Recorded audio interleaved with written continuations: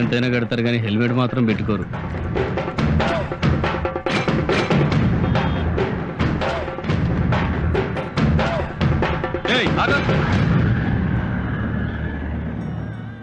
ఏంటా ఇది? దున్నపోతులా ఉన్నావు, ముండి మొలతో రోడ్డు మీదకి వస్తావా? ఏం చేయమంటారు? రాత్రి మంత్రి గారి మీటింగ్ ఉంటే వెళ్ళాను. ఆ మీటింగ్లో ఆయన మన రాష్ట్రాన్ని సుభిక్షాంధ్రప్రదేశ్ చేస్తా అన్నాడు. ఆయన అలా వాగ్దానాలు చేస్తుంటే నక్సలైట్లు, ఫ్యాక్షనిస్టులు, రౌడీలు, గూండాలు, లంచాలు లేని సుభిక్షాంధ్రప్రదేశ్ గురించి కళ్ళకంటూ పడుకున్నాను. లేచి చూసేసరికి ములతాడుతో సహా ఒంటి మీద బట్టలన్నీ దోచుకెళ్ళిపోయారు. దోచుకున్నారు సరేరా బాబు, చిన్న గోచుకుంటేనే అడుక్కోవచ్చుగా. నేను పలానా వర్గం వాణ్ణి, నాకు ఎమ్మెల్యే టికెట్ ఇవ్వండి అడుక్కునేవాళ్ళు రాజకీయాల్లో ఉంటారు. నేను అలా అడుక్కునేవాడిని కాదు. ఉంటే తింటాను, లేకపోతే పస్తులుంటాను. నీ ఆత్మాభిమానం తగలయ్యా. ఉండరా బాబు, చూడలేక చస్తున్నాం. ఈ విందుకు కూడా పనికొస్తాయని ఇప్పుడే తెలిసింది.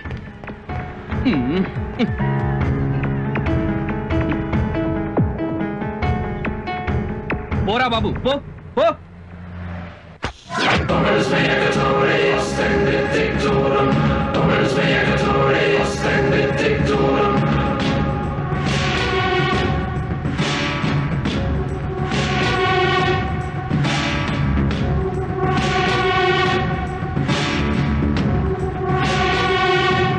సోమశిలేశ్వరరావు అని నన్ను పేరు పెట్టి పిలిచావంటే నువ్వు రాజకీయం మాట్లాడడానికి రాలా, రౌడీయిజం చేయడానికి వచ్చావు.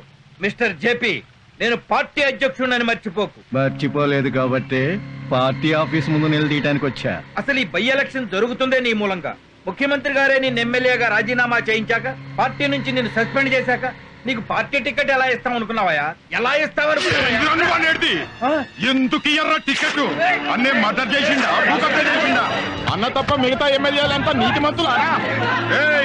అన్యాయం జరిగితే పార్టీలో ఒక్కడిని కూడా పక్కనియా.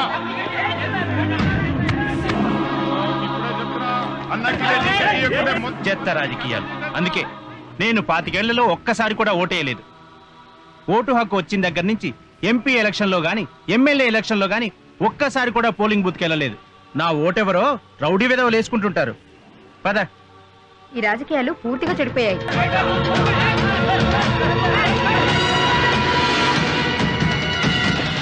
రాష్ట్ర ఎమ్మెల్యేలు మొత్తం మా అధ్యక్షుడి మీద జరిగిన దాడిని ఖండిస్తున్నాం.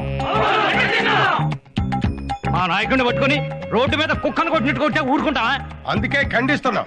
అరే, పార్టీ ప్రెసిడెంట్ ఆయన్నే కొడితే ఇంక మా సంగతి ఏంటి? ఏదైనా కోపండి 4 మాట్లాడమను, అక్కడ జరిగిపోతే బూతులు తిట్టమను, దులుపుకొని వెళ్ళిపోతాం. అంతేకాని ఇలా కొట్టడం ఏంటి? ఈ గూండా రాజకీయాన్ని మేము ఖండిస్తున్నాం. అందుకే నేను దీన్ని తీవ్రంగా ఖండిస్తున్నాను. మరి నేనన్నదేంటి? ఖండిస్తున్నాననే కదా. నువ్వు మామూలు ఖండించావు, నేను తీవ్రంగా ఖండించాను. ఖండించుకో. ఎప్పుడైతే ఒక రౌడీ వెధవ నా చొక్కా పట్టుకున్నాడో అప్పుడే పార్టీ అధ్యక్షుడిగా నేను చచ్చిపోయాను. నా రాజకీయ జీవితం చచ్చిపోయింది. అన్నా, మీ ఫ్యాన్ అంటన్నా మిమ్మల్ని కలవటానికి వచ్చాడు. ఈ సోమశిలేశ్వరరావు సచ్చాడని చెప్పు, సచ్చాడని చెప్పరా పోయి. ఇలాంటి అవమానాలు ఈ దేశ రాజకీయాలకు కొత్త? మహానాయకురాలు ఇందిరాగాంధీని అన్యాయంగా చంపలేదా? నాయకుడన్న తర్వాత సత్కారాలుంటాయి, చిత్కారాలుంటాయి. జరిగిన గొడవ తెలిసి పలకరించడానికి కూర్చుంటాడు. నువ్వు రమ్మనవయ్యా.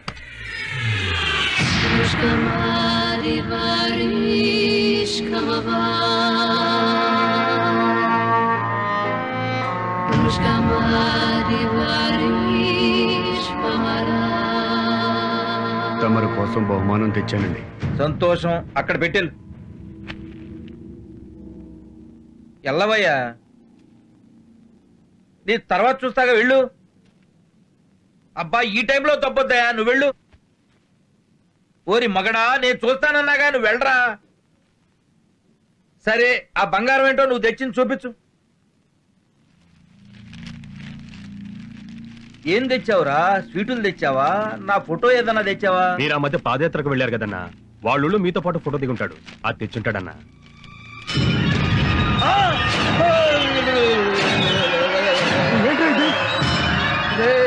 ఇదేం బహుమతిరా? ఎవరైనా ఈ చేతులు?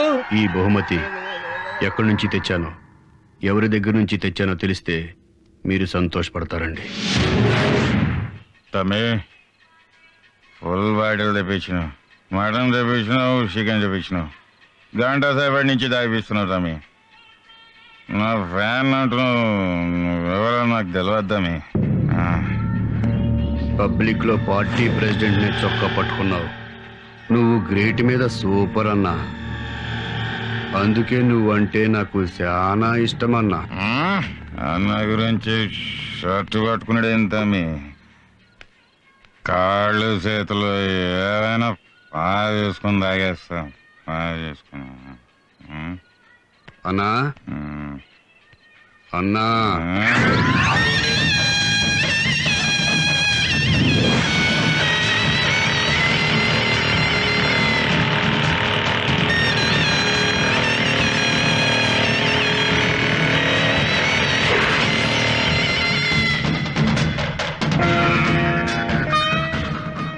తమరు చొక్కా పట్టుకున్నాడండి, అందుకని నాకు కోపం వచ్చింది. తమరంటే నాకు బాగా ఇష్టమండి. ఎవడన్నా మీ వంక కన్నెత్తి చూస్తే కన్ను పీకేస్తానండి. నీ పేరేంటి నాన్న? భగవంతుడు భగవంతుడు భగవంతుడు. నువ్వు నిజంగా భగవంతుడివే నాన్న. నాన్న నీ స్థానం అక్కడ కాదు నాన్న, ఇక్కడ ఇక్కడ ఇక్కడ నాన్న. లే నాన్న, లే, నా ఒళ్ళో కూర్చోనన్నా, నా బంగారు కొండ. నాన్న నువ్వు నాకు కావాలి నాన్న, నీ సేవలు పార్టీకి కావాలి నాన్న. ఈ రోజే రుచిగారి దగ్గరికి తీసుకెళ్లి నీకు పార్టీలో సభ్యత్వం ఇప్పిస్తా. ఇప్పుడే రుచిగారి దగ్గరికి వెళ్దాం పద నాన్న. రుచిదేవి గారికి నీ గురించి అంతా చెప్పా. రుచిదేవి గారు బాంబేలో పెద్ద కళాకారిణి. నమస్కారం ప్రెసిడెంట్ గారు. నమస్తే నమస్తే. మన పార్టీ సిద్ధాంతాలు నచ్చి పార్టీలో చేరింది. రుచి గారి ఆశీస్సులుంటే నువ్వు పార్టీలో చేరిన మొదటి రోజే గొప్ప పోస్ట్ పొందొచ్చు. పార్టీ లీడర్ అంటే 60-70 ఏళ్ల ముసలిది అనుకునేవు, చాలా యంగ్.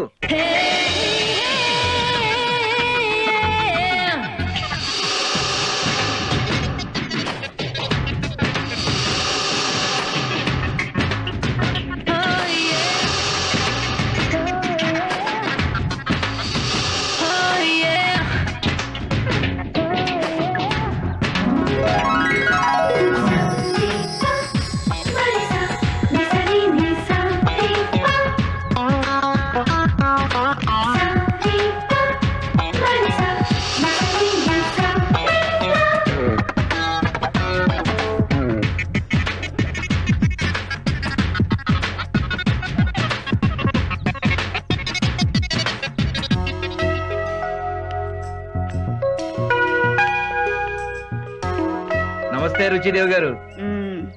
ఇతను భగవంతుడు. ఏయ్ భగవంతుడు, కూర్చో. రుచిదేవి నీ పేరు గుర్తు పెట్టుకుందంటే నిన్ను వదిలిపెట్టదు. కొట్టావు ఛాన్స్. రా కూర్చో. భగవంతుడు పార్టీకి మనకు బాగా ఉపయోగపడతాడమ్మా. గట్టి గుండి గలవుడు.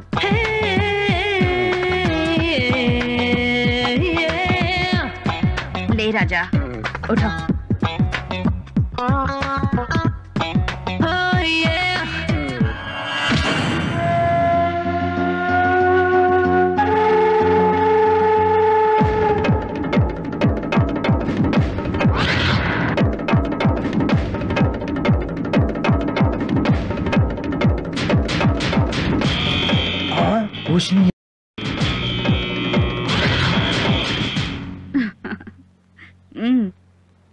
రాజా నిజంగానే గుండెగల్లోడు.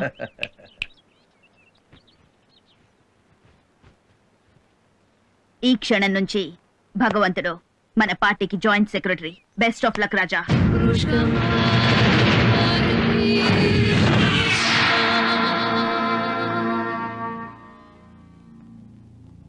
మిస్టర్ జేపీ, ఐఎమ్ సారీ, నీకు పార్టీ టికెట్ ఇవ్వడం లేదు.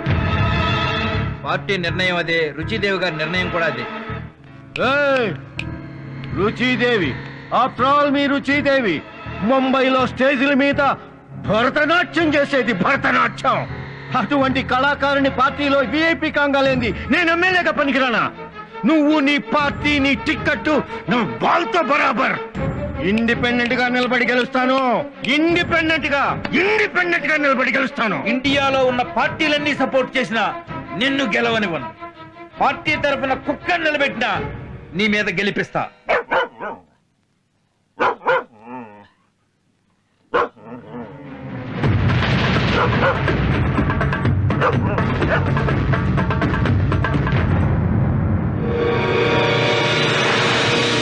అవునమ్మా, నేను ఎంత బాధపడ్డానో తెలుసా?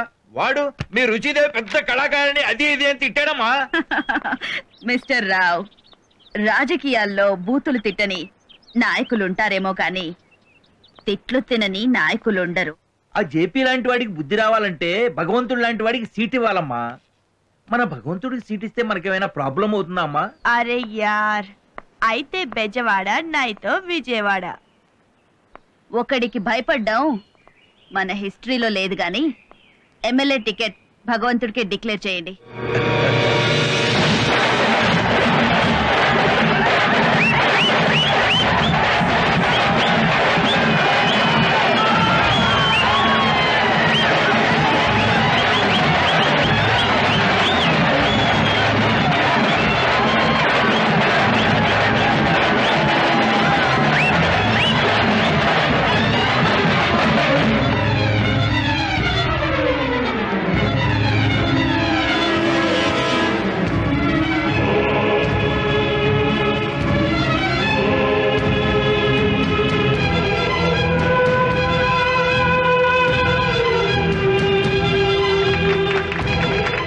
నీకు టికెట్ ఇచ్చిందంట కదా తమ్మి.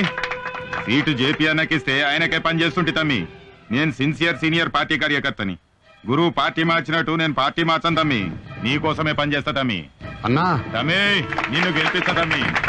తమ్ముడు, అన్నా మొన్న నా చొక్కా పట్టుకున్నప్పుడు కూడా నీ చేతులు బానే ఉన్నాయి కదా, ఇప్పుడు ఏమైనా? మొన్న తమ్మిది ఆగిపించిండన్నా. అక్కడనే దాగి నిద్రపోయినన్నా. లేచి చూసేసరికి దవకాలను ఉన్నానన్నా. ఇవాళ అట్లా ఎవడో దుష్మన్ గాడు నా చేతులు నరికిండన్నా. గాడెవడో తెలవాలే గాని గాని తలకాయ తీసేస్తా అన్నా. ముందు నీ ఎలక్షన్లు చూసుకుందామన్నా. భగవంతుడు భగవంతుడు భగవంతుడు.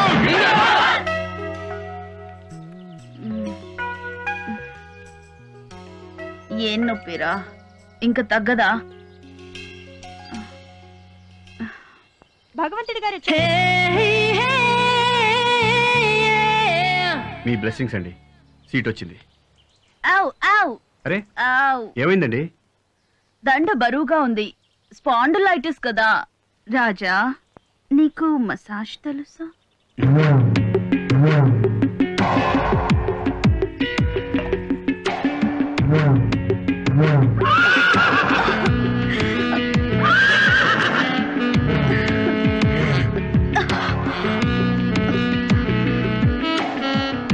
ఏ రాజా, మా గర్ల్స్ చేస్తుంటే పెయిన్ తగ్గలేదు.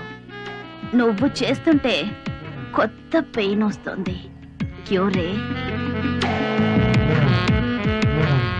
ఏ రాజా, ఎలక్షన్ లో ఎలా గెలుద్దామనుకుంటున్నావు?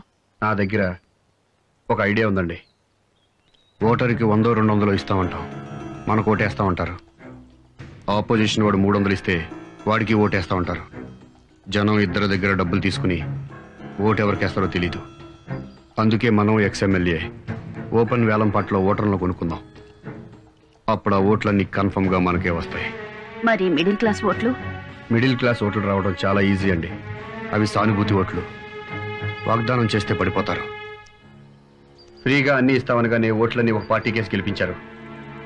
అలాగే మనం ఒక వాగ్దానం పడేస్తే మిడిల్ క్లాస్ ఓట్లన్నీ మనకే వేస్తారు. ఇక మిగిలింది రిచ్ ఫ్యామిలీస్. వాళ్ళల్లో ఓట్లు వేయడానికి వచ్చేవాళ్ళు 10-20% కంటే ఎక్కువ ఉండరు. అందుకని వాళ్ళ గురించి పట్టించుకోవాల్సిన అవసరం లేదు. ఏమండి, జేపీకి ఫోన్ చేస్తారా? Hi JP darling, how are you? Fine Ruchidevi గారు, thank you. I want to see you home within 1 hour. మీ వల్ల రాజకీయంగా ఎదిగాను రుచిదేవి. కాకితో కబురంపినా వచ్చేస్తాను. Bye darling. రాజా, వేలం పాటకి డబ్బులు? మీ లవ్ ఉంది కదండి. రాస్కెల్ రాజా.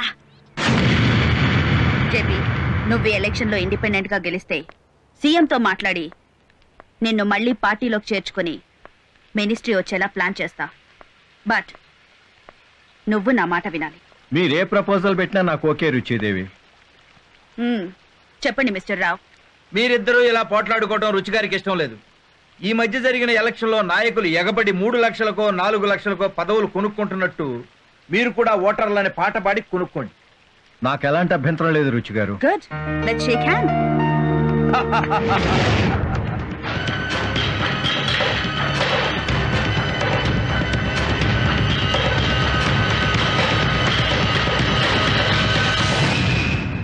మన నియోజకవర్గంలో మీ లేబర్ ఓట్లు 20,000. ఈ వేలం పాటలో మిమ్మల్ని ఎవరు పాడుకుంటే వాళ్ళకే మీరు ఓట్లేయాలి. ఓట్లు వేయడానికి మీకు డబ్బులు సారా ప్యాకెట్లు ముఖ్యమా? మీకు సేవ చేయడానికి మంచి ఎమ్మెల్యే ముఖ్యమా? ఇవాళ రేపు ఎమ్మెల్యే గెలిచిన వాడు రాజకీయ నాయకుడిగా మారిపోతున్నాడు తప్ప ప్రజాసేవకుడుగా ఎవరు మిగలట్లేదండి. కాబట్టి ఏలం పాటలో పడితే మాకు డబ్బు ఇవ్వండి. ఎవరెక్కువ డబ్బులు ఇస్తే వాడికే ఓట్లేస్తాం. 20,000 ఓట్లకు దేవుడి పాట 10 లక్షలు. 15 లక్షలు. జేపీ పాట 15 లక్షలు. 20 లక్షలు. భగవంతుని పాట 20 లక్షలు.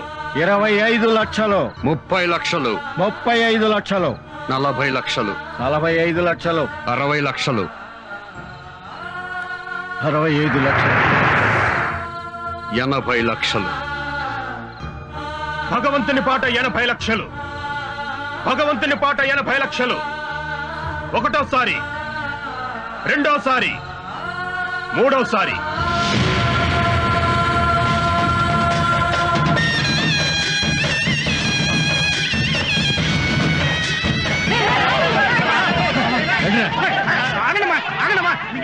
లేబర్ ఓట్లు అయితే మనకు పక్కా అయిపోయినాయి. మిగతా మిడిల్ క్లాస్ ఓట్లున్నాయి. అయ్యేం చేద్దాం తమ్మి? భగవంతుడు కొట్టెలు గుర్తుకే, కొట్టెలు గుర్తుకే, కొట్టెలు గుర్తుకే. భగవంతుడు, భగవంతుడు, భగవంతుడు, భగవంతుడు. ప్రజాస్వామ్యానికి ఆక్సిజన్ లాంటి ఓటర్ మహాశైలారా, హైదరాబాద్ కి విమాన మార్గం ఉంది, హైదరాబాద్ కి రైలు మార్గం ఉంది, హైదరాబాద్ కి రోడ్డు మార్గం ఉంది. కానీ హైదరాబాద్ కి సముద్ర మార్గం లేదు. మీరు నన్ను ఎమ్మెల్యేగా గెలిపిస్తే హైదరాబాద్ కి ఓడరేవు తీసుకొస్తానని మీ అందరి దగ్గర మనవి చేసుకుంటున్నాను. నీకు బుద్ధి ఉందా అని అడుగుతున్నా, నీకు జ్ఞానం ఉందా అని అడుగుతున్నా. హైదరాబాద్ కు ఓడరేవు ఎలా తెప్పిస్తావురా పిచ్చివా? తెప్పించి తీరుతానని మీకు మనవి చేసుకుంటున్నాను. రాజకీయాల్లో ఇటువంటి లోఫర్లు చేరి భ్రష్టు పట్టిస్తున్నారు. ఓడరేవు తెప్పిస్తానంటండి. అసలు ఏం మాట్లాడుతున్నారో తెలుసా? నేనేం మాట్లాడుతున్నానో నాకు తెలుసు. హైదరాబాద్ కి ఓడరేవు తెస్తానని మీకు చెప్పా. చెప్పింది చేస్తానని మీకు మరొకసారి మనవి చేస్తున్నా. ఓడరేవు తేవాలంటే హైదరాబాద్ లో సముద్రం ఉండాలి కదండి. ఓడరేవు తేవాలంటే సముద్రం కావాలని నాకు తెలుసు. సముద్రం ఎలా తెస్తాడని ప్రశ్నిస్తున్నా. సముద్రం ఎందుకు తేలేము? 1947 సంవత్సరానికి ముందు మన భారతదేశానికి స్వాతంత్ర్యం ఉందా? లేదు కదా. అంత పెద్ద భారతదేశానికి స్వాతంత్ర్యం తేంగా లేంది ఇంత చిన్న హైదరాబాద్ కి సముద్రం తేలేవా? సిగ్గుచేటు, స్వతంత్రాన్ని సముద్రంతో పోలుస్తున్నారు. భగవంతుడు, ఇలాంటి వాళ్ళని పాలిటిక్స్ నుంచి తరిమేయాలి. భగవంతుడు, సొసైటీ నుంచి బహిష్కరించాలి. భగవంతుడు, అసలు ఈ భూమి మీద నుంచే ఎలిమినేట్ చేయాలి. జై జై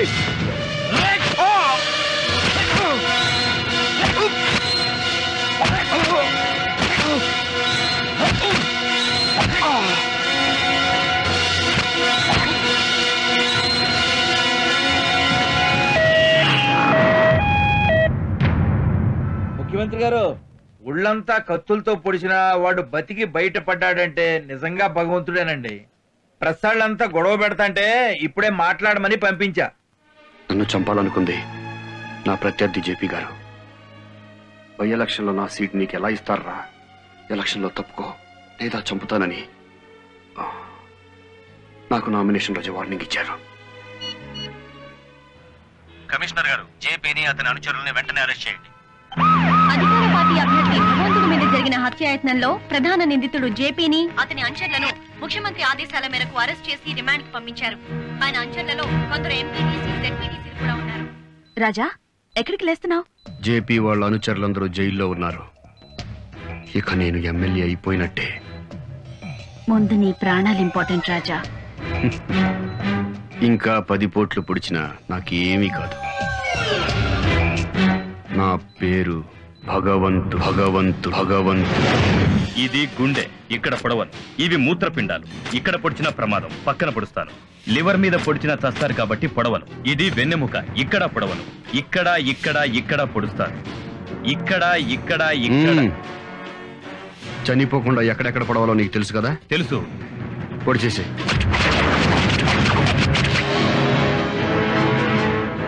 నేను పొడిపించుకున్న ప్రతి పోటు రేపు పడే 10,000 ఓట్లకు సమానం. 10,000 ఓట్లకు సమానం. 10,000 ఓట్లకు సమానం.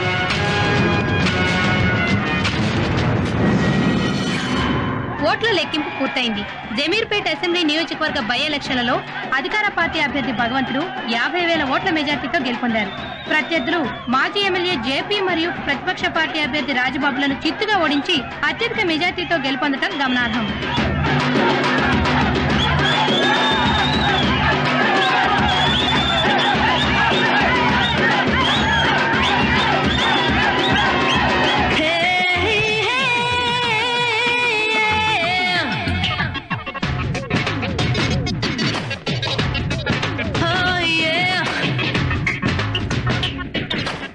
ఇదేనా?